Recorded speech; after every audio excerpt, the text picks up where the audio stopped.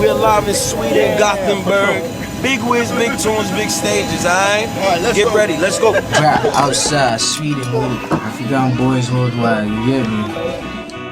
Alright, let's go. Hey my country people, how una dey? Oh my bring good news come.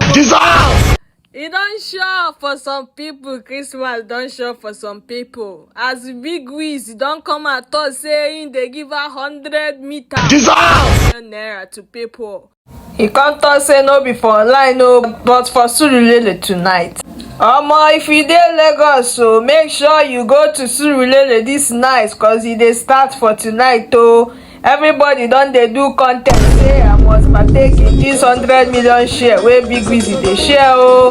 No be small thing. And una know say Big Wiz na talk am. Anything wey e talk na so e go do am. If he even go reach there come see as people plenty, he go add unto the 100 million wey he promise.